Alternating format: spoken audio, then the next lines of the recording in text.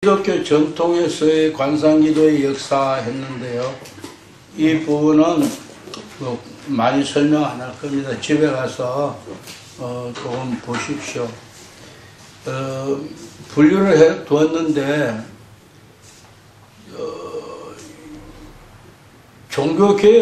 종교개혁이 16세기잖아요. 1517년이니까 16세기. 그 16세기 이전 15세기까지는 관상에 대한 긍정적인 태도가 교회 가르침의 특징이었다. 그런데 16세기부터 긴장이 고조됨에 따라 하고 표현했죠. 그게 무슨 말이냐면 종교개혁이 시작됨에 따라 그런 뜻입니다. 부정적인 태도가 서서히 유포되기 시작했다. 왜 그랬을까요? 개혁자들을 때려잡고 죽이고 끌어들이고 했으니까. 종교적 경험에 관하여 오늘날 교회가 처한 상황을 이해하기 위하여 관상기도의 역사를 간략히 살펴봄이 도움이 될 것이다. 그냥 도움이 될 것이다. 초기 기독교 시대는 어떠느냐? 성 안토니오께서 여러분이 책을 관상기도에 대해서 관상기도에 대해서보다 수도자에 대해서 알고 싶으면은 반드시 안토니오에 대한 책을 봐야 할 겁니다. 안토니오는 자서전을 쓰지 않았습니다. 그런데 안토니오에 대한 책 딱 한 권이 있는데 이건 누구냐? 안토니오와 함께 하던 다른 사람이 그에 대한 이야기를 안토니오에 대한 이야기를 듣고 시행했던 것을 별도로 기록해서 책으로 만드는 책이 안토니오의 생애라는 책이 있는데요. 읽어보면은 그분은 영적 전투, 영적 싸움에서 약 20년을 동굴에서 마귀와 싸웠어요. 우리는 꿈도 못 꿀려. 동물 속에서 20년을 싸웠는데 들어가서 20년 나오지 않고 싸운 게 아니고 그 안에서 동굴 속에 들어가면은 이틀이고 3일이고 열흘이고 나오지 않고 싸우고 있는, 기도하고 있는, 마귀하고 직접 말하고 싸우는 거예요. 그러다가 어떨 때는 죽은 거 기절해가 있기도 하고. 그러면 수일 동안 안 나오면 동료들이 가서 데리고 나오기도 하고. 근데 20년 만에 저 마지막에 이런 일이 있었습니다. 오랫동안 나오지 않아서, 안토니오가 나오지 않아서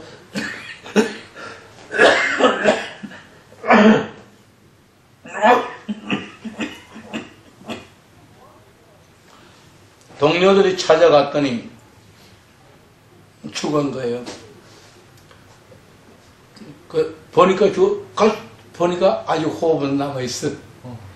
그래서 얼른 메고 숙소로 돌아. 아마 그 동굴에서부터 그때는 그 누구야? 안토니오가 수도를 만들어 놓고 사람을 모은 게 아니고 안토니오 20년 동안 동굴에서 사투를 하고 있는 동안에 저절로 유명해진 거예요. 유명해지니까 그 동굴 가까이에 사람이 모여서 안토니오 이야기 듣고 싶어서 모인 거예요. 그러다 보니 모여서 움막 치고 천천히 하다가 보니 집이 됐겠죠. 결국 수도원이 된 거야. 그런데 그 사람들이 하면 들어가면 안 나오고 하니까 근데 오랫동안 안 나오니까 혹시나 하고 가보니까 호흡만 그래서 메고 왔는데 집에 데려다 놓으니까 3일 동안 의식을 불명한 거예요. 그 정도로 거의 죽어가는 상태에 있어요. 그래서 3일 만에 의식을 차려 일어나서 하는 이야기가 여기 어디야? 나 동굴로 데려다 줘. 첫 소리가 나 동굴로 데려다 줘. 박근혜가 왜 유명해졌습니까? 대전 이거 칼 맞고 병원에 있다가 딱 의식차에서 대전은요 딱 말 한마디, 대전은요 하는 말 한마디 때문에 충청도가 그냥 밖으로 확 밀어버렸던 거잖아요. 바로 그와 같이 말 한마디, 이분이 나 동굴에 데려다줘. 갈굴 수 없는 거야. 3일 동안 집에 데려와서 3일 동안 무의식 속에 있다가 의식을 차리게 일어난 사람이 나 동굴에 데려줘. 그래서 사람들이 안 된다. 너 먹고 의식이나 차려서 가라 하니까 안 된다고 우겨서 간 거예요. 그 업어다 놓은 거예요. 다시 동굴에 업어다 놓으니까 업어다 놓고 나오는데 뒤에서 동굴이 막 무너지는 소리가 난리가 난 거예요. 그래서 발이 안 떨어져서 쳐다보고 있음 안으로. 그런데 귀신들이 안토니아 보고, 야 이 새끼야, 너 이 새끼 정신이 있냐 없냐? 다 죽어가니 정신도 못 차리는 게 또 와서 왜 왔어 인마? 이러니까 안토니아가 나 너하고 싸우러 왔다. 마치 다윗과 골리앗 같은 거죠. 너하고 싸우러 왔다 하니까 이 새끼 가짜나 이런 개새끼 더 이상 갈지도 못하고 너 이런 새끼 못 갈어 이러고 가버려. 내가 졌다 이러고 떠나버린 거예요. 마귀가 떠난 거예요. 그 순간에 그 동굴 위에서부터 천장에 빛이 지금 산을 통과해서 천장에 빛이 쫙 안토니오 누운 자리에 안토니오 벌떡 일어난 거예요. 일어나서 보니 완전히 하나님인 것을 안토니오 툭툭 털고 이제 마귀 이겼으니까, 마귀를 이겼으니까 동굴에서 털고 나와서 사막으로 들어가는데 이제 더 사막으로 들어가는 거예요. 들어가는데 안토니오가 가니까 정갈이 도망가고 안토니가 늑대가 도망가고 안토니오 사막으로 들어가는 쪽 가는 모든 짐승들 뱀도 정갈도 다 도망을 가더라. 하나님 마귀를 이기면 마귀의 부하들도 다 도망을 가요. 바로 그래서 안토니오가 유명해졌고 그 후에 안토니오가 사막에 들어가서 있었던 어떤 때가 있는데 한 가지 기억하는 부분은 이겁니다. 안토니오가 그리고 나서 어디 산에 가서 아주 그 높은 곳이 사람들이 못 올라오는 곳에 어느 곳에 기어올라. 이거 안토니오가 아니구나. 다른 사람 이야기인데 나왔으니까 그냥 할게요. 이건 안토니오 이야기야. 근데 제가 혼돈했습니다. 수도 뭐라 그러나 이거는 저기에요. 순례자 순례자의 이야기인데 순례자가 높은 곳에 수도원 지어놓은 곳에 있었는데 그때에 그 수도원 원장이 뭐라고 하냐, 사람 같이 있는 사람 불러서 야 지금 빨리 물통 2개 넣어서 물 가득 넣고 빵 넣어서 가지고 어느 사막으로 지금 가라. 그 사람이 죽어가고 있다. 그래서 물통 2통 넣고 얘가 막 쫓아간 거예요. 가르치는 데까지 가서 보니 3사람이 수도원을 찾아오다가 한 사람은 목이 말라 지쳐서 죽었고 2사람은 기절한 상태에, 그래서 그 물을 먹이고 빵을 먹이고 같이 돌아오고. 그런데 와서 어떻게 알았냐 물으니까 내가 봤다. 예수님이 내가 네 무화과나무 밑에 있을 때 봤다 하는 것 같이 안토니오 저 순례자가 사막으로서 자기를 찾아온 사람을 본 거예요. 그러니까 죽어가니까 빨리 보내라. 보내서 구해오는 그런 모습이 있었습니다. 그 이야기가 연결 안 되는 이야기인데 제가 착각을 했습니다. 아무튼 이렇게 해서 우리 기독교의 관상기도뿐만 아니라 수도원의 시작은 바로 이 안토니오를 통해서 시작이 되었고, 5세기, 6세기의 수도원, 그래서 수도원이 발달해 가면서 정식으로 세워지는 것은 베네딕토가 세워졌고, 안토니오는 수도원을 세우지 않았습니다. 스스로는 사람들이 모여서 안토니오 말을 들으려고 모여서 자기들끼리 집을 만들어서 수도원 모양이었지. 그리고 5세기, 6세기 가면서 오른쪽에 보면 중요한 것은 박스 속에만 보십시오. 순명, 침묵, 겸손을 토대로 거룩한 규칙을 만들었다. 이게 베네딕토 규칙입니다. 이 베네딕토 규칙이 얼마나 잘 되었냐면 2000년이 뭡니까? 지금 한 1500년이 지난 지금에도 그 수도원 규칙이 지금 적용하고 있다는 거예요. 다만 부분적으로 현 문화에 맞게 고쳐진 부분은 있지만은 그대로 사용하고 있다. 그 다음 쭉 그냥 내려가고요.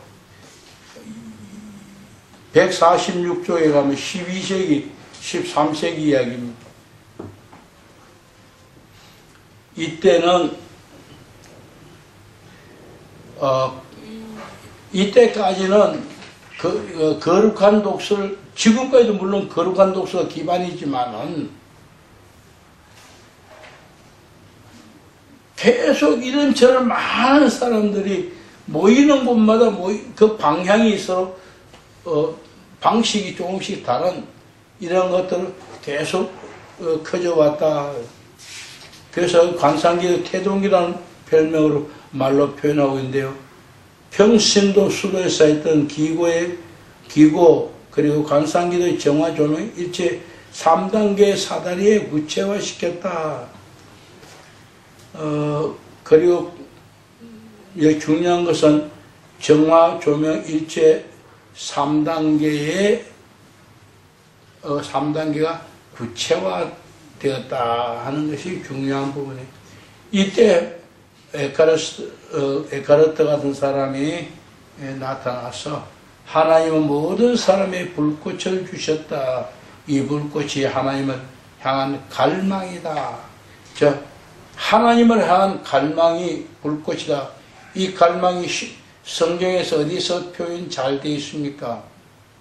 시편 42편 1절 2절에서 다윗이 내가 어느 때에 하나님의 얼굴을 배울고 그 갈망으로 그게 다윗 시편 42편 1절 2절에 아마 이 갈망을 표현하겠습니다. 하나님에 대한 갈망을 표현합니다. 그리고 오른쪽 박스를 지나서 밖에 있는 146절 마지막 줄에 분석에 대한 이 열정은 그 이후에 기도에도 전념되어서 관상으로 이끄는 거룩한 독서에 기초를 둔 단순하고 자발적인 중수의 기도가 종말을 구하게 되었다. 제가 조금 전에 말한 거룩한 독서가 초기부터 3세기부터 지금까지 이어지고 있다고 그랬습니다. 그런데 그 전성기 시대는 바로 이때 종말을 구했다. 왜 그럴까요? 12세기, 13세기 들어오면서 주보적 관상기도, 이런 관상기도가 생겼기 때문입니다. 그래서 밑에 뭐라고 하냐, 13세기 이들의 가르침에 따른 묵상의 방법들이 프란체스코 수도에 의해 대중화되었다. 거룩한 독서가 묵상의 방법에서 뒤로 밀려났다. 근데 사실은 잘 표현하면 밀려난 게 아니라 읽기, 묵상, 기도, 관상 4단계 중에 읽기가 밀려나고 묵상이 중점이 됐다. 이유는 그 이전에는 성경책이 없고 읽을 수도 없었기 때문에 한 번 누가 읽으면 거기서 듣고 오랜 동안 가져왔지만 이제는 인쇄술이 발달해 인쇄 문화가 발달해 책이 많아졌기 때문에 읽는데 그렇게 그 귀중하게 여기지 않아서 그냥 아무 때나 읽고 묵상이 발달하기 시작했다는 거예요. 14세기, 15세기 가서 이 주거적 관상기도 너무 어려워. 좀 더 쉽게 해보자. 재빠르게 지혜로운 사람이 나타난 그게 누구냐? 이냐시오예요. 이냐시오가 섭득식 관상을 개발했다. 로열레 이냐시오의 영신술이라는 방법이 등장하고 회개, 묵상, 예수님의 고난 묵상, 하나님과 일치하는 4단계 제시했다. 이걸 우리는 그냥 섭득적 관상기도라는 표현을 하고 있습니다. 섭득적 관상기도와 주보적 관상의 차이점이 뭡니까? 주보적 관상기도는 모든 것을 뒤로 합니다. 아무것도 묵상하지 아니하고 아무것도 상상하지 아니하고 아무것도 이미지화하지 아니하고 다 뒤로 돌려버립니다. 그런데 섭득적 관상기도는 다 불러들입니다. 다 주보적 관상기도는 다 물리치는데 섭득적 관상기도는 다 불러들인다. 그래서 불러들여서 그것을 이미지화하고 혹은 상상화하고 그래서 이미지 속에서 무엇인가를 발견하게 되고 상상화 속에서 무엇인가를 캐내고 그렇게 묵상을 한다는 얘기. 그렇게 묵상을 하다 보면 어떤 나름대로 한 가지 혹은 두 가지 결론을 얻게 되고 그러면 그것으로 하나님 앞에 기도를 하게 됩니다. 그래서 개신교 목사님들이 가톨릭 수도원에 하면가 2박 3일 갔다 오면 쏙 빠져버려요. 왜 빠진지 아십니까? 너무 좋아요. 지금까지 내가 설교 준비하면서 얼마나 고통스러웠는데 본문을 어디 하지? 이걸 해서 내가 뭘 해? 그래서 뭐 이런 거 자료 저런 거 자료 그렇고 예화도 찾고 다 했는데 그래서 주일날 아침까지도 원고 고쳤는데 이거 섭득적 관상을 또 하다 보니까 본문만 정하면 돼. 왜? 예를 들어서 본문 누가복음 10장 38절부터 42절 정했으면은 야 이미지 탁 만들지만 이 부잣집에 마루에서 예수님이 앉아서 다 계시는데 그 앞에 예쁜 마리아가 앉아 그리고 부엌에서는 마리아가 음식 만들어. 그런데 만들다가 마리아가 예수님 앞에 와서 예수님! 하고 한 뻑이네. 이렇게 자기 다 상상 다 하는 거예요. 그걸 다 이미지하고 상상하다 하고 보니까 원고가 필요합니까? 원고 필요 없어. 강단에 서 있으면 그 그림이 다 보이는데. 그렇잖아요. 가서 한번 해보세요. 내가 본문 정한 것에 대해서 조용히 묵상하면서 이미지와 다 한번 시켜보세요. 다음에 원고 필요 없습니다. 강단에 섰으면 원고 다 보이는데.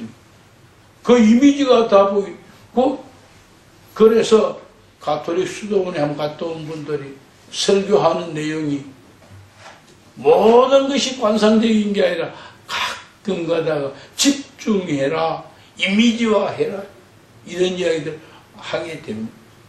들어보면 표가 납니다. 바로 그 이미지화한 것이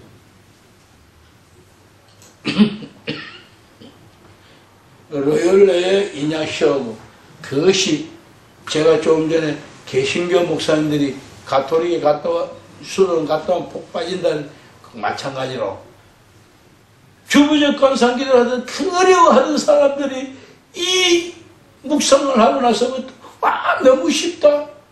이제 버리려고 노력할 것이 귀신 떡들 같은 거 다 끌어들이면 된다.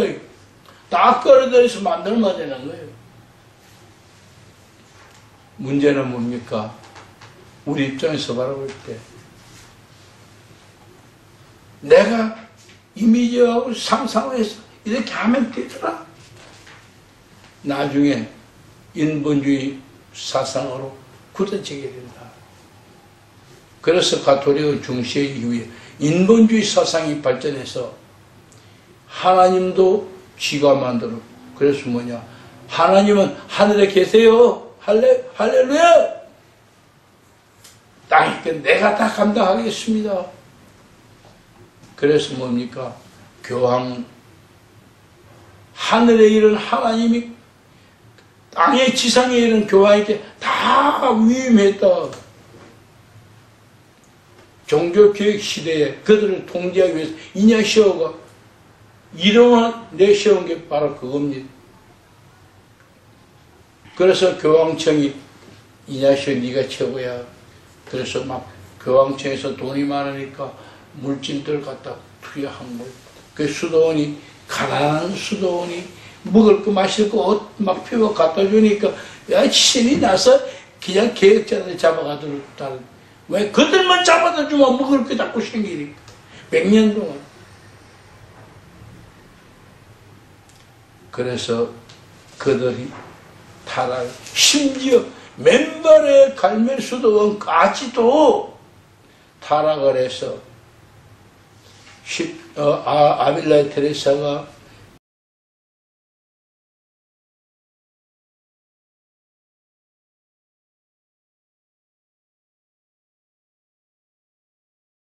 꺼내버려요.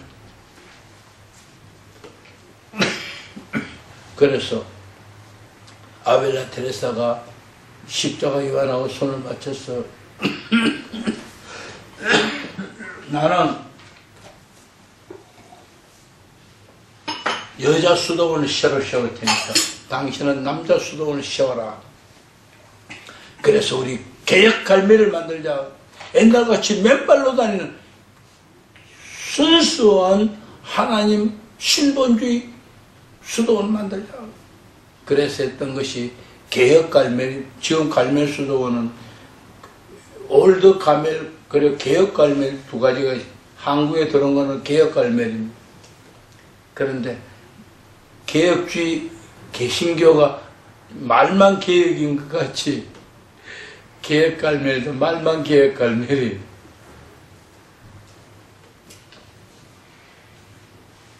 그때는 안 그랬는데 100년이 지나고 보니 타락 다 해버렸습니다.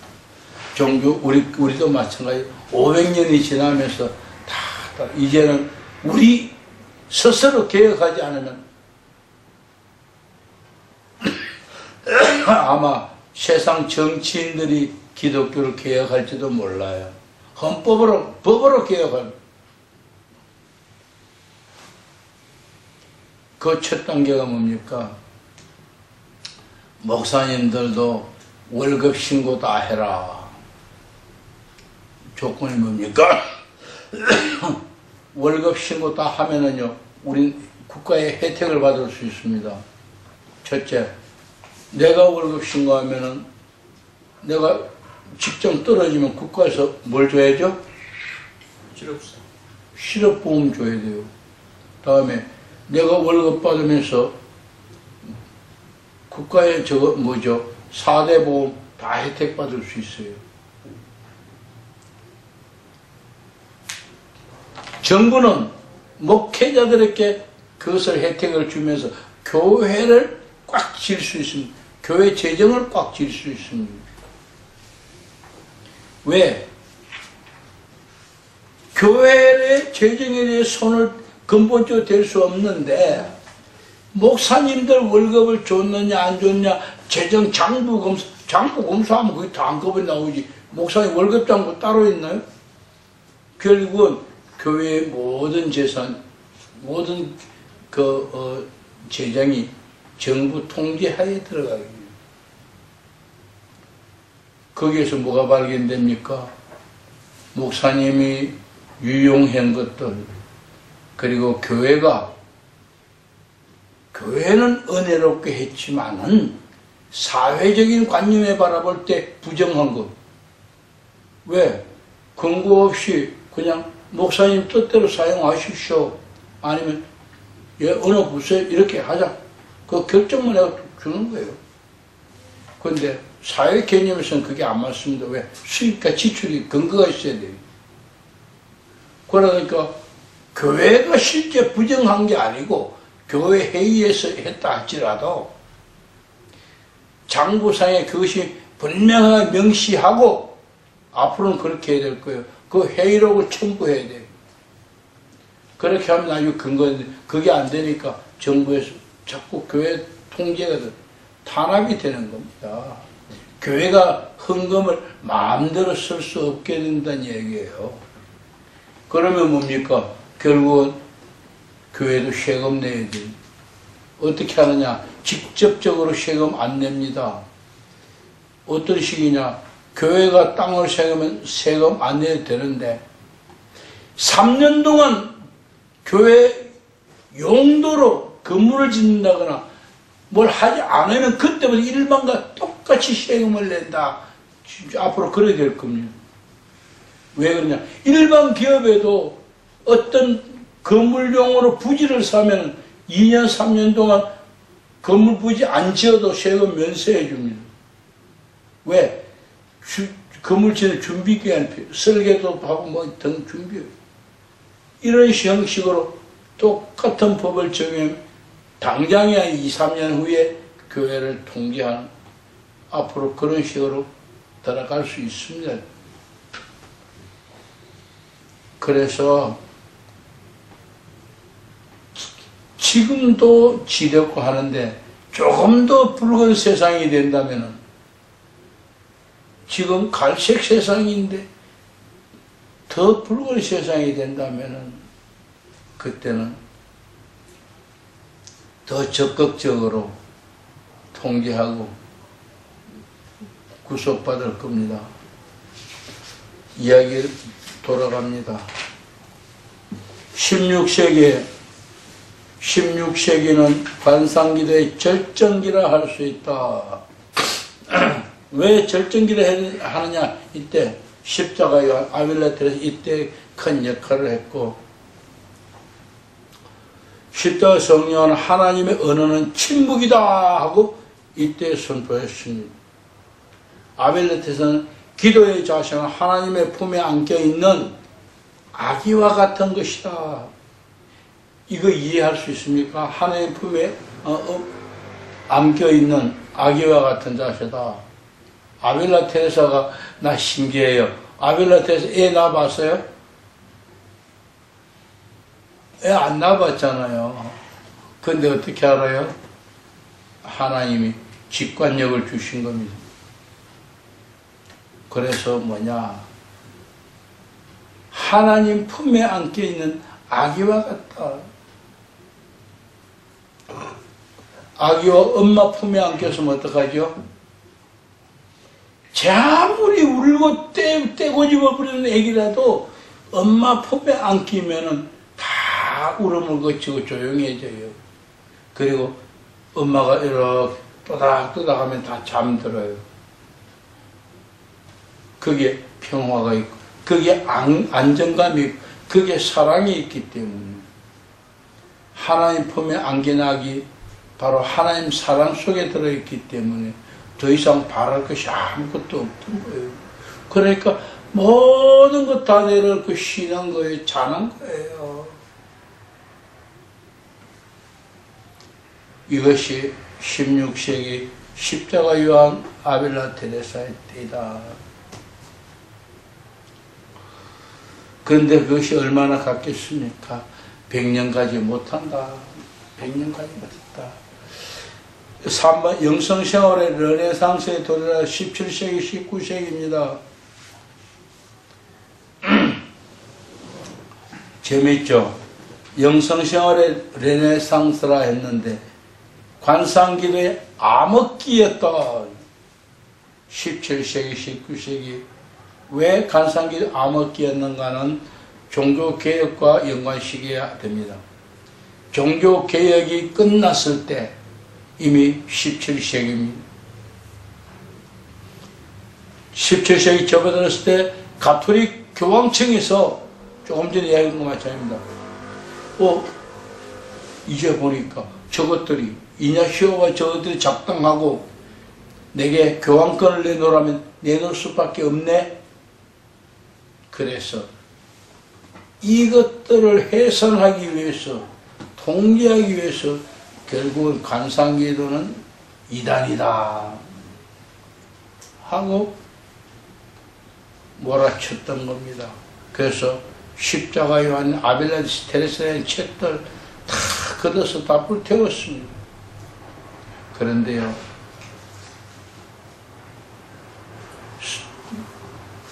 성경이 그 오래된 성경책이 원본은 없어도 지금까지 이어져 온 것과 같이 하나님의 섭리는 이어져서 십자가 요한이 요새가 인쇄물도 아닌데 그거 누가 하나 써주면 갖다가 빌려서 복사하고 빌려가 또 복사하고 그 책들이 어딘가 남아있다가 지금으로부터 약 150년, 150년 정도 전에 그것이 이제 십자가 요한과 아벨라테에서 성인 반열에 오르니까 그걸 내놓고 인식을 하기 시작합니다. 그래서 오늘 우리가 볼 수 있는 책이 된 겁니다. 모든 것이 다 남아있지는 않습니다. 많은 것들이 사라졌지만 그래도 우리에게 유용한 것들이 많이 남아있습니다. 여기서 영성수련에 대한 이야기를 149쪽에 하고 있는데요. 중간에 첫째 주간에는 기억, 지성, 의지 세 가지 힘을 인용하는 방법에 대한 논리적 묵상을 한다. 끝에서 네 번째 줄에 두 번째 주간에는 정감적 기도를 발전시키기 위해서, 그리고 세 번째 기도의 방법은 오감을 응용한다 등등 쭉 기록하고 있는데요. 150쪽 가보십시오. 149쪽 9번째 보니까 영신수련인데 그거 잘못 프린트된 거죠? 영성이죠? 예? 149쪽 밑에서 9번째 영신수련이라고 되어 있는데 영성수련이죠? 미스프린트. 영신수련이 맞습니다. 영신이? 근데 위에는 왜 영성이라고? 책이요. 영신수련 책이요. 영성수련과 영신수련의 차이점, 아마 제가 고치다가 못 고친 부분인 것 같습니다. 영신수련하고 영성수련 같은 용어로 생각하십시오. 그들은 영신수련이라 했습니다. 근데 그것을 나는 우리 개신교 신학에는 맞지 않는 용어입니다. 그래서 영성수련이라고 고쳤는데 그게 또 하나 빠져 있었네요. 가톨릭에서 영신수련이랍니다. 영신. 예, 그래서 영적 수련과 육신적인 수련이다, 그런 표현입니다. 그래서 수도원에 가서 1주 혹은 8주 동안 영신 수련을 한다 합니다. 그래서 수련한 내용이 몸도 쉬고 영도 쉬고 그런 이야기. 근데 우리는 그런 수련은 개신교는 없습니다. 개신교는 영성 수련이라고 합니다. 그래서 영성으로 이 문제에 제가 갈등을 굉장히 많이 가졌던 부분입니다. 어떻게 해야 되느냐, 영신으로 해야 되느냐, 영성을 하느냐. 그 영성으로 하고 영성으로 고쳤는데 영신으로 남아있는 부분도 있었네요. 똑똑하네. 다 찾았네, 그거요. 예? 보통 5절에는 노동을 하잖아요. 그래서 역시나 아직도 부족한 부분이 용어를 고치다가 못 고친 부분이 때로는 나오는 이런 부분이 좀 있습니다.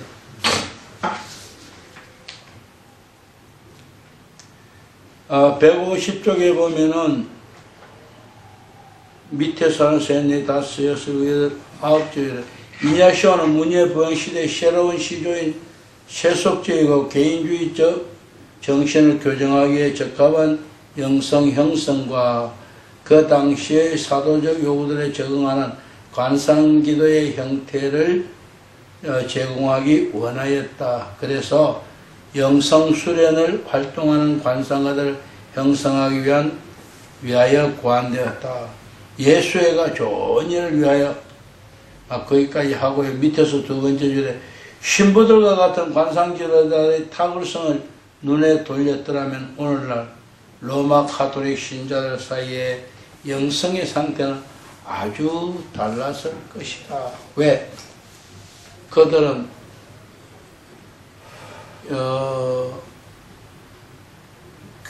교황들 같이 그 인본주의로 흘러가지 않고 그래도 신분 하나님 더 성경에 더 가까운 삶을 살렸고 노력한 사람들이기 때문입니다. 결국 교황 정치가 수도원을 병들게 교황 정치 교회가 수도원의 영향을 받았더라면 좋았을 텐데 교회가 수도원을 지배했기 때문에 수도원까지 다 타락했던 겁니다. 다음 정적주의라고 했는데요.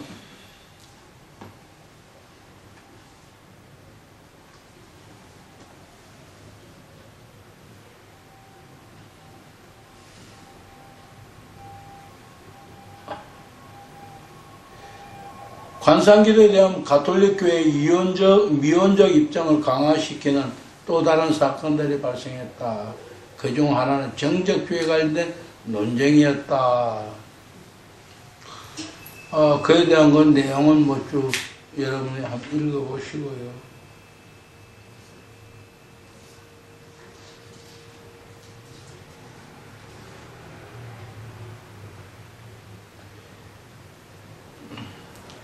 정적주의가 있으면 반정적주의가 또 생기고 그런 것 때문에 여러 가지 어려운 일들이 좀 많이 있었습니다. 그리고 19세기 갑니다. 마지막 19세기에서 20세기입니다. 여기에 종교개혁에 대한 이야기를 쭉 하게 되고요. 여기에는 정적주의 이단이 아니고 이제 얀센주의 이단이라 결국은 다 이단을 만드는 거죠. 그리고 153쪽에 152쪽에 끝에서 두 번째 절에 현대교회에서 또 다른 하나의 불건전한 경향은 사적 헌신행위, 발현, 사적 계시를 강조하는 경향이 있다. 이건 가톨릭 교회에서 그렇습니다. 우리 개신교회가 아니고요. 153쪽의 위에 두 번째 관상을 성인이나 기적을 행하는 사람이나 아니면 아주 소수인들이나 하는 것이라는 보편적 생각이 계속되었다.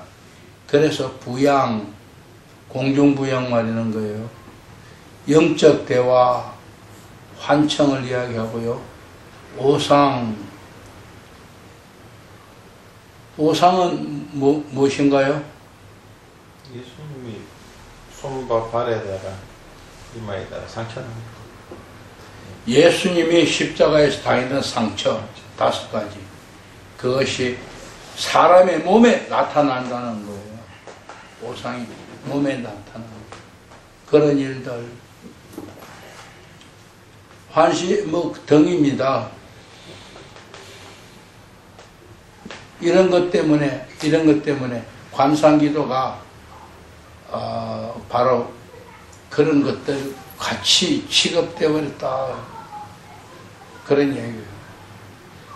그렇기 때문에 뭐라고 했을까요? 그렇게 같이 취급됐으면은 이건 이단이다. 이건 어떻다 하고 즉 배척하기 시작한 거죠.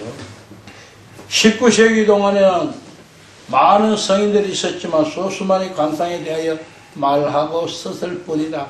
이때 동방정교에서는 영성의 쇄신이 일어났다. 예, 동방정교회 예수기도 하는 사람들 영적 쇄신이 일어났다. 그때에 그들이 그들은 무엇을 가장 신봉했는가? 필로칼리아라는 책이 있습니다. 5권의 책인데요. 이 필로칼리아를 짊어지고 다니면서 밤낮 그것 읽고 묵상하고 실천하려고 그들은 했던 것입니다. 그런데 필로칼리아 5권에는 같은 내용이 여기저기 기록도 되어 있기도 하고 조금 내용이 다르게 기록되어 있는 내용도 있기도 하고 5권이 있습니다만은 제가 이 관상기도 저거 하기 전에 교회를 해체하고 나도 수도사들 같이 보따리 사서 떠날 준비를 사실은 몇 년간 했었습니다.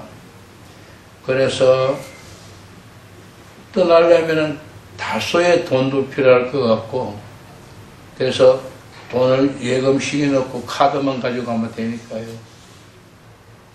다음에 내가 갖고 다니면서 읽어야 할 책도 있는데 필로칼리아 5권을 들고 다니기는 너무 무거웠어. 그래서 그걸 책 한 권으로 만들었을 때가 있습니다.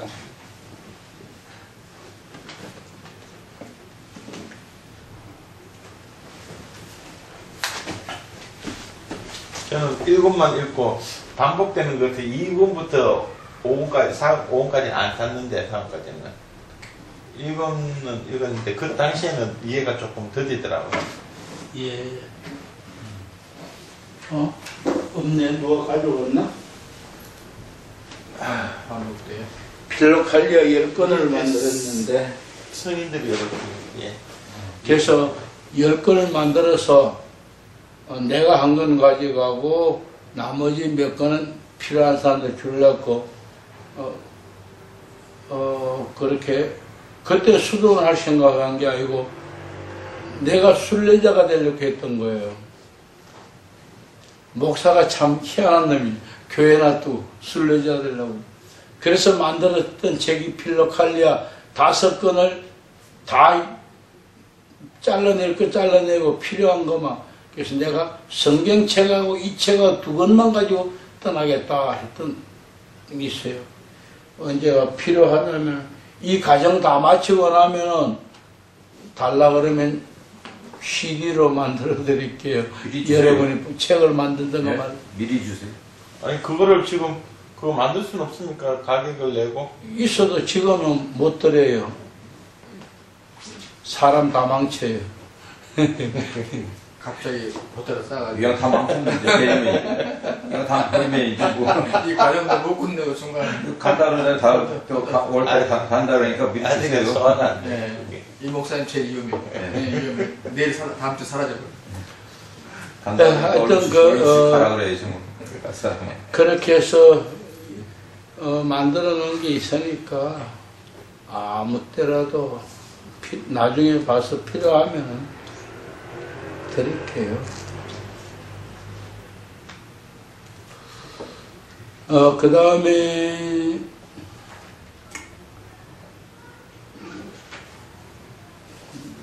155쪽에 가면은, 아니, 154쪽에 위에서 이미 죽어버린 전통적 가르침의 마지막 일격을 가한 것은 관상기도로 열망하는 것은 교만한 짓이다. 그런 교회의 태도였다는 것입니다. 그 관상기도 하는 건 교만한 것이다. 그의 교회의 태도. 오늘 개신교 교회가 바로 이런 태도가 같습니다. 교만하다 하는 게 아니라 우리는 개신교는 뭐라 하느냐? 그 관상의 신비주의다. 잘못된 곳에 빠진다. 신비에 빠진다. 바로 오늘 우리 개신교는 신비에 빠진다고 말하기 때문에 이거 보급이 안 되고 있는 것입니다. 자, 밑에서는 세네다스 6째 줄에 보면 어떻든 간에 관상에 반대하는 종교개혁 이후의 가르침은 바로 초기 전통을 거부하는 것이다. 처음 15세기 동안 중단합식 가르친 전통에 따르면 관상은 진정한 영성생활이 정상적으로 진전한 것이며 따라서 모든 그렇지 않게 열려있는 것이다. 이러한 역사적 요인들은 어떻게 근세기에 와서 서방교회의 전통 영성이 상실되었으며 또 왜 바티칸 공의회가 영성 쇄신에 언급한 문제를 다루어야만 했던가를 설명해 준다. 결국은 관상기도 하는 것은 교만하다. 이제 사람이 하나님과 하나 되려는 이 자체가 교만하다는 거예요. 기독 개신교는 그것이 바로 신비주의로 빠진다는 거예요. 똑같은 말만 바꾼 것 뿐이에요.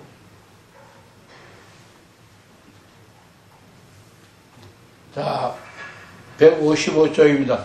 그럼에도 불구하고 하나님은 자기를 알고자 하는 사람들에게 길을 열어주셨습니다. 신비신학의 부흥입니다. 최근 들어 관상기도가 새로운 관심을 끄는 두 가지 이유가 있다. 하나는 역사적, 신학적 연구에 의해 십자가의 성요한과 다른 성적 영성 지도자들 아빌레 테레사 등입니다. 제단의 완전한 가르침이 재발견되었다. 두 번째는 2차 대전 이후에 동양에서 밀린 도전 때문이다. 동양에서 밀린 동양 명상입니다. 쉽게 말하면. 그들은 너무 좋은데 우리는 뭐냐? 아까 저 이야기 토마스 머튼 같은 경우에는 선구자가 되어서 동양 그들에게 찾아가서 그게 뭐냐? 배웠던 거. 배워보니 그 속에 이것보다 더 좋은 게 우리 속에 있네. 니들이 말하는 그게 아니고 우리 속에는 더 좋은 게 내 안에 하나님이 계셔. 내가 발견하지 못했던 것뿐이야. 내가 그 인식하지 못했던 게 너희들이 인식하는 그 방식 나는 알았어. 나도 할 수 있어. 그래서 토마스 머튼의 그 사람 돌아왔어. 동양에서 돌아왔어. 하나님을 인식하는 관상기도 이 기도를 발전시켜봤던 것입니다. 그래서 오늘 저와 여러분도 부끄럽지 않게 여기 앉아서 관상기도 이야기할 수 있습니다.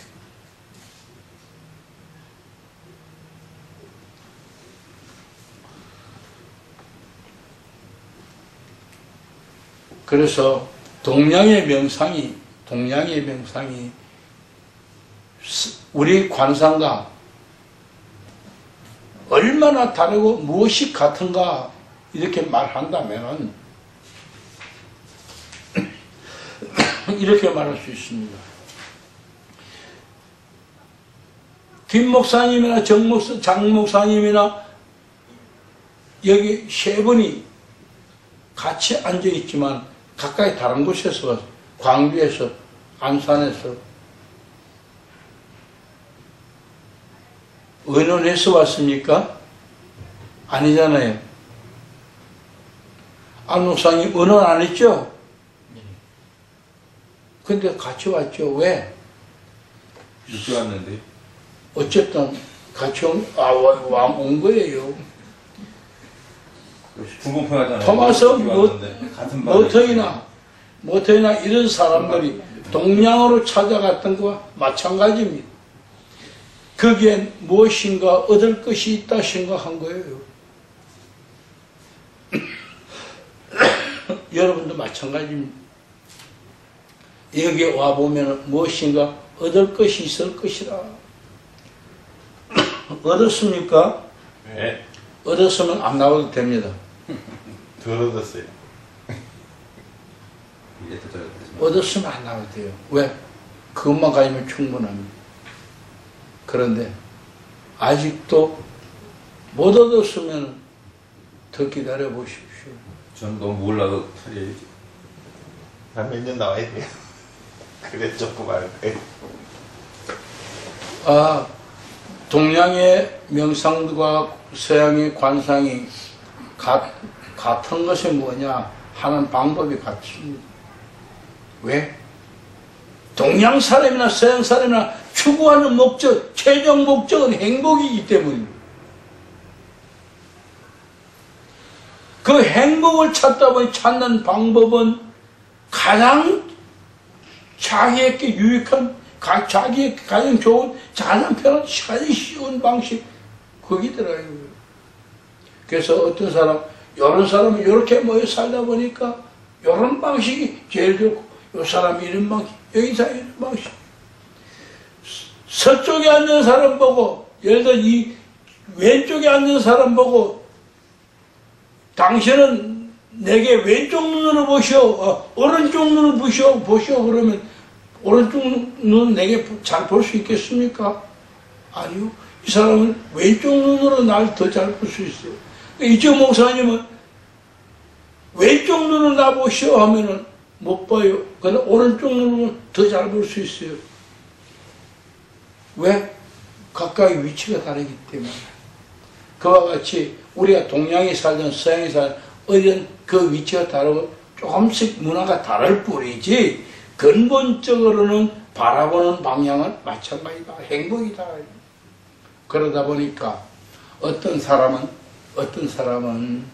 자기 문에 서서 하루 종일 서서 보는 사람도 있어.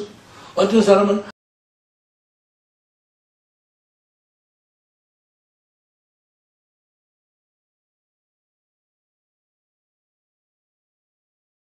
동양 이 명상들을 연구를 해보면은 이런 경우도 있습니다.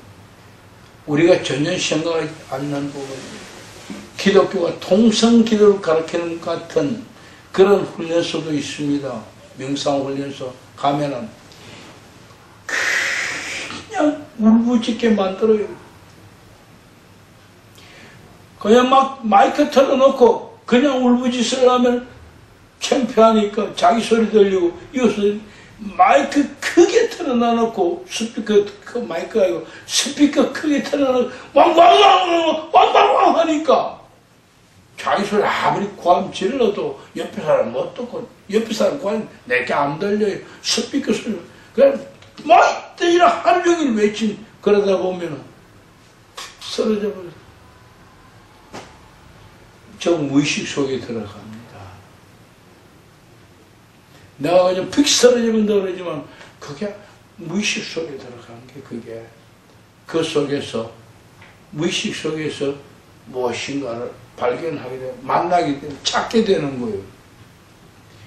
그렇게 하는 곳이 있습니다. 어디냐? 밖에 아니고 이 숲속에서 텐트 쳐놓고 그렇게 훈련하는 곳이 지금도 있습니다. 동양에도. 서양만 그런 거 아니에요. 교회만 그런 거 아니에요. 기도원만 그런 거 아니에요. 동양 문화 속에서 그런 곳이 있습니다. 책 이름이 생각이 안 나요.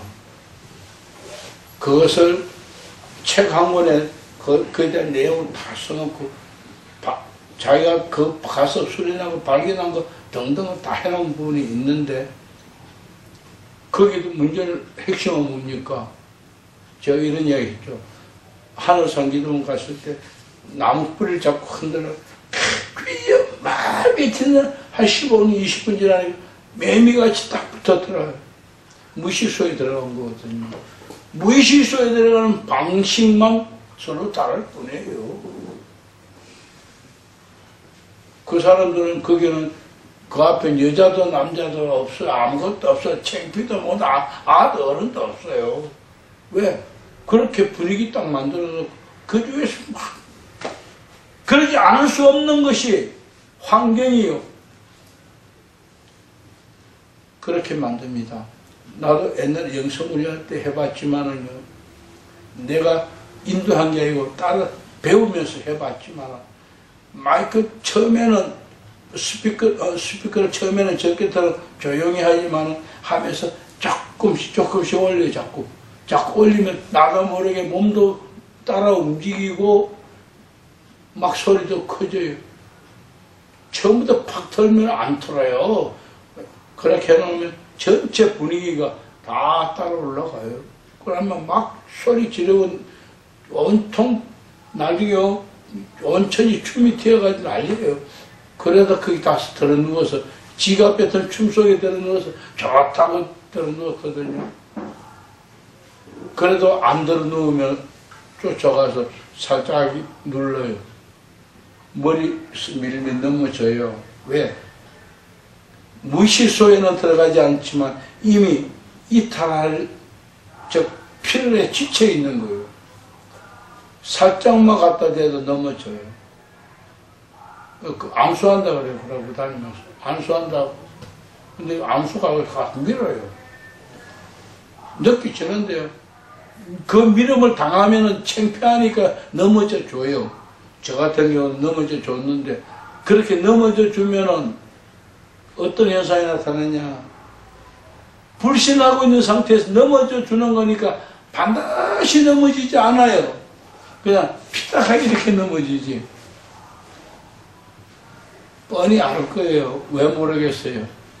그래도 넘어져 줘야 서 있는 사람이 다 넘어질 때까지 막 틀어놓고 해야 되는데 얼마나 힘들겠어요.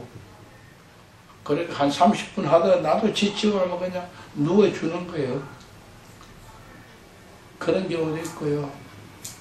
아무튼 세계 곳곳에는 그런 곳이 많습니다. 우리 서양만의 동양에도 많이 있습니다. 그리고 분명히 결론이 이겁니다. 가장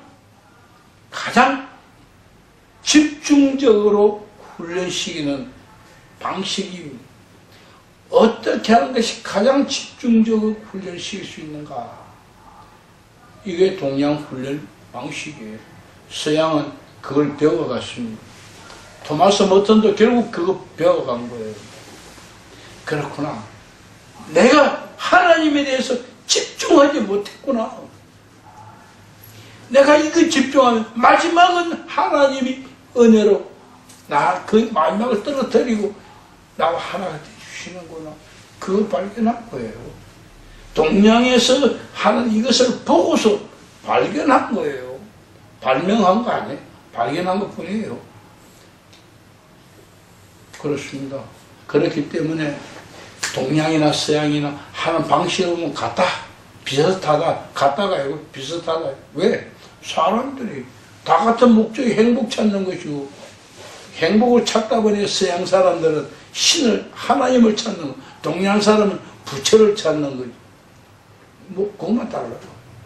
그러니까 결과는 다릅니다. 결과는 방식은 같다. 그래서 불교 선이나 명상, 요가 명상이나 기독교 감상이나 다 가서 보십시오. 다 똑같이 앉아서. 그러나 서양 사람은 앉아있을 때 우리같이 이렇게 안 앉아요. 습관적으로 의자에 앉아있어요. 어디 가든지 보십시오. 서양 사람들 앉아서 기도하는데 의자에 앉았어요. 접이식 의자 같은 거. 그런 문화의 차이점입니다. 그래도 또 서있지 않잖아. 조용히 앉아있는 거예요. 어딘가에 집중하고 있다. 그 집중하는데 각 종교나 각 단체나 분류에 따라서 어떤 사람 이마에 집중, 어떤 단전에 집중, 어떤 사람 앞에 집중, 어떤 사람은 하나의 단어 띄워놓고 도화서 키딩 같은 단어 하나 띄워놓고 제일 멍청한 짓을 하고 있는 거예요. 단어가 그 자리에 써 있습니까? 아니. 그리고 그 책이 좋은 거라 그래. 그건 아니에요. 자기 입장에서만 책이 좋은 거예요. 우리 입장에서.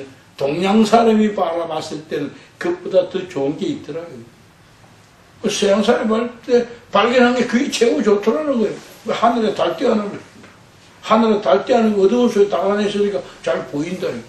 그런데 해가 떠도 보이느냐 이거예요. 해가 뜨면 안 보인다는 거예요. 동양 사람은 이미 그거 알고 있.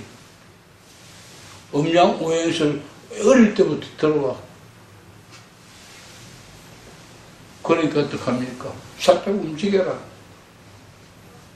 이제 그런 결론 다 나오게 되는 겁니다. 그렇든 저렇든 결국 관상기도는 가톨릭에서라도 부흥하고 발전했다고 여러분은 생각하고 가톨릭은 모두 관상기도 하는 걸로 생각하겠지만 절대 아닙니다. 종교개혁 이후에 다 탄압해왔고 불과 200년 전에 아빌라 테레사와 십자가 요한이 뭐라 그러죠? 위인이 아니고 이름 갑자기 예? 성인 추대를 받았기 때문에 그리고 십자가 요한이 교회 박사, 교회 신비 박사라는 명칭을 받았기 때문에 그 순간에부터 관상기도를 이제 덜 배제하고 추방하지 않고 드러내놓기 시작한 거예요. 그래서 얼마 되지 않았어요. 가톨릭에도. 다만 가톨릭은 그 중에서 이냐시오 덕분에 수도원이 유지가 비록 적지만은 유지가 되어 왔다. 개신교는 없지만 그 점의 차이고요. 가톨릭 수도원이 있지만은 세계에서 제일 유명한 수도원이 뭐 어디입니까? 아토스. 예? 아토스 수도원. 영국의 웨스트민스터 수도원이 세계에서 제일 유명한, 제일 큰 수도원입니다. 거기 가면은 심오하는 거기서 밥을 먹고 같이 사는 사람 2,000명이 된답니다.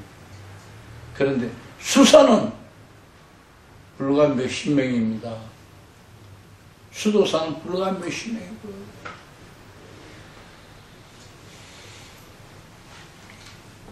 제가 요거는 조금 실언이 될 수도 있겠습니다.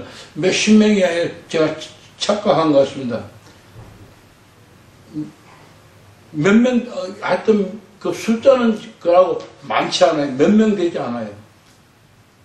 몇십 명이 아니라 숫자가 몇 명 되지 않는다. 그 숫자는 내가 다시 한번 찾아봐야겠네요. 제가 지금 기억에 몇 명 되지 않은 걸로 기억해요. 그래서 제가 그때 뭐냐, 웨스트민스터 같은 수도원이 돼서는 안 되겠다. 껍데기만 남았구나 하는 생각을 했던 일이 있습니다. 근데 지금 숫자가 정확치는 않아요. 아무튼 수도사가 많지 않다. 여기에도 가면 요 수일에 올라가는 데도 가면 수도원이 있는데요. 수도원 덩치는 커요. 우리 기도원 같이. 수사는 불과 서너 명 있어요. 그 서너 명 수사를 위해서 수도원이 있는 거고, 그걸 위해서 가톨릭에서 돈을 다 모든 지원합니다. 형식상으로. 그런데 실제는 아니다. 실제는 수도원이 정치 영향 속에, 그래서 뭐냐, 수사들 있는 장소는 방 하나, 칸 하나만 이렇게 내주고, 그 안에 방 이렇게 막아서 서너 명이 있어요. 그래서 뭐냐, 수도사들 방이 여러 개 있고, 앞에 리빙룸 같이, 그거 하나뿐에, 그 나머지, 결국 수도사들은 밖에 나오지도 않고 그냥 방 안에 앉아서, 안에 외출하면 그냥 나가서 한 바퀴 돌고 또 들어가 버리고, 활동 영역이 없어 나머지 자기들 다 써놓은 거예요. 핑계만 수도원이지. 그런 상황입니다. 그리고 영적 쇄신의 도전이라는데 이거는 가톨릭에서 대한 이야기고 개신교에 대한 이야기만은 아닙니다. 우리도 여기에 준해서 영적 쇄신이 되어야 한다. 그렇게 보고 싶고요.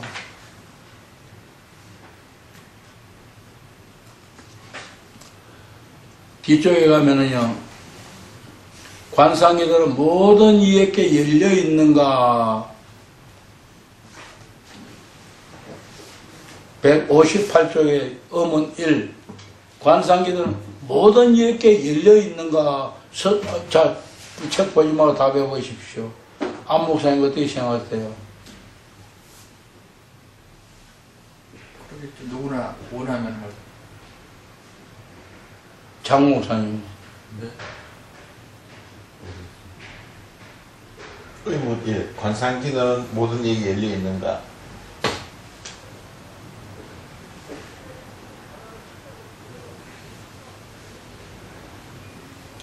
책 읽어보면 답은 그 누가 몰라. 책 읽으라고 내가 그 책 찾기 전에 물은 건데. 다 읽었어요. 자, 같이 읽어봅시다. 시작. 무지의 구름이란 이미 변화되어 있으나 실상은 얄을 버린다는 알면서 벗어난다는 뜻이 더 알맞은 것이다. 이 관상기도로 향한 이 운동에 관하여 더 많은 것을 알려줄 준비가 되어 있지 않은가. 거기에서는 모든 이가 관상기도로 불린 것을 아니라고 한다. 거기에서는 우리가 관상기도에 불렸는지 아닌지를 알아낼 표정이 주어진다. 그렇지만 오늘날 관상기도가 침묵기도의 교사들은 물론 동방의 묵상교사들에 의해서도 제공되고 있다. 마침도인데 마치를 했네요. 모든 이들에게 열려있는 것 같다. 예. 누구도 못, 여기서, 아까 이야기, 우리 김 목사님 이야기한 것 마찬가지예요. 모든 이에게 열려있다. 그런데 그 모든이라는 말에 사실 문제가 있어요. 하기 싫은 사람한테도 열려있느냐? 어때요? 아니, 열려는 있겠지만은 받아들이면 않겠죠. 자, 대답을 하고 싶습니다. 하나님은 모든 이에게 열어놨습니다. 그러나 우리는 모든 이가 나아가지는 않습니다. 그러므로 결론적으로 나아가는 이에게 열려있다. 저는 그렇게 표현하고 싶습니다. 나아가는 이에게는 열려있다. 여호와의 말씀하소서 종이 순종하겠나이다. 그분 앞으로 나아가서 모두에게 열려있다. 거부하는 자에게는 하나님도 허락하지 않으십니다.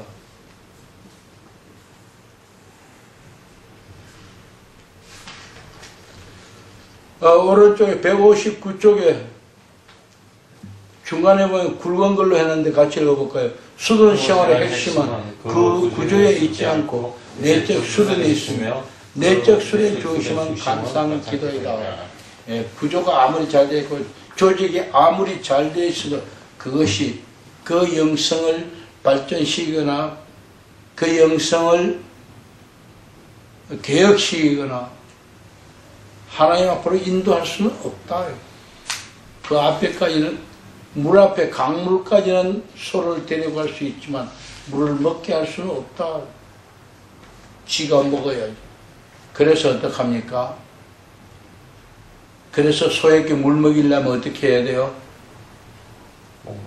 예? 소금 먹여요. 소금 먹이면은 소금을 그냥 먹나요? 안 먹죠?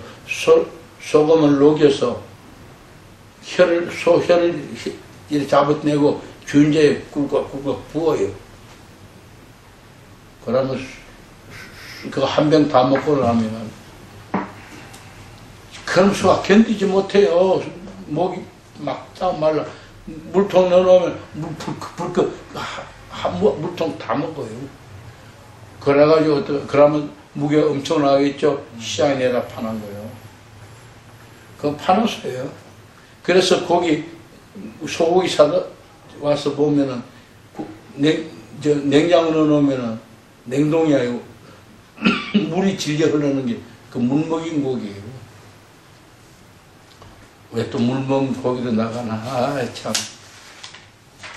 2번 160쪽입니다.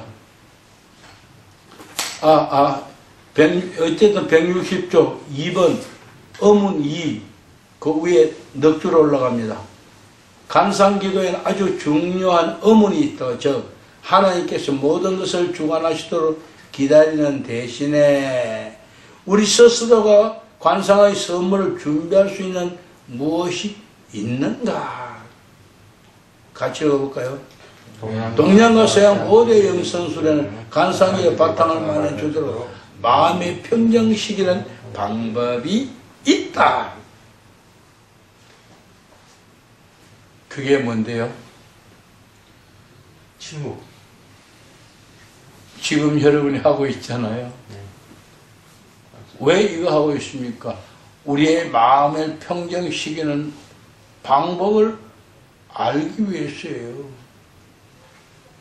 내 마음이 평정하면은 잡념이, 분심이 떠오르지 아니하고 떠올라도 다 뒤로 할 수 있고, 내 마음이 평정하지 않으면은 모든 것이 다 불안 속에 다 떠오르. 그래서 마음을 평정하게, 그것이 바로 뭐냐? 수도하는 겁니다. 우리가 수도하는 이유가 마음의 평정을 위해서. 그래, 마음이 평정된 사람은 여호와여 말씀하소서. 죽으라 하면 죽고 살으라 하면 살고 주님 말씀하시는 대로 내가 순종하겠습니다 하고 나아가는 거예요. 마음이 평정하지 못하면 그거 못합니다. 그래서 관상을 하든지 명상을 하든지 다 결론은 마음의 평정을 하는 거예요.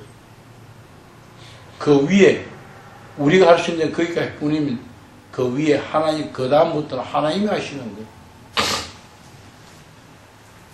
어머니, 거룩한 독서와 관상기도의 차이는 무엇인가? 거룩한 독서와 관상기도의 차이가 뭐라고 생각합니까? 책 보지 말고 내가 입이 닳도록 이야기해 왔습니다. 거룩한 독서는 4가지 단계가 있다. 읽고, 묵상하고, 기도하고, 관상에 이른다. 관상기도는 뭐냐? 읽는 것도 생략하고, 묵상하는 것도 막바로 기도로 하나님 앞에 나아간다. 차이점은 그거예요. 그래서 관상기도는 묵상하지 않는다. 그래서 묵상을 전혀 아니하는 건 아닙니다. 관상, 이것은 어디까지 나아간 사람들 이야기고, 초보자는 묵상부터 해라. 그리고 내가 묵상을 하다가 더 이상은 내가 묵상하지 않고 그냥 관상을 하고 싶다 하거든. 그때 관상을 하십시오. 두 번째는 묵상을 하려고 노력을 해도 처음에는 묵상이 되는데 어느 순간에 가서 이제 묵상이 도저히 안 돼요. 그럼 감상을 하십시오. 그러나 이것만으로는 만족하냐? 세 번째, 묵상을 하려도 묵상은 안 되고 또 묵상도 하고 싶지도 않아. 난 이제 관상에 투여하고 내가 전신하고 싶어 할 때 관상을 하십시오. 관상 기도하는데 관상이 안 되거든. 다시 돌아가서 묵상하십시오. 그런데 왜 여러분에게는 제가 묵상을 시키지 않는가? 왜? 관상하러 오는 사람이니까. 관상하러 온 사람 묵상시키면 어느 천의 관상 가르칩니까? 그동안에 묵상 많이 온 걸로 이제 생각에는 큐티. 아까 큐티라는 말이 생각이 안 나가지고 그랬던 거예요. 큐티는 거룩한 독서에 변형된 겁니다. 사람이 이렇게 모자라요, 자꾸.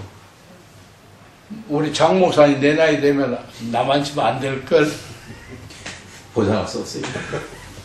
예, 농담을 하니까 나도 농담을 한 거예요. 예. 여기까지 대충 정리하고요.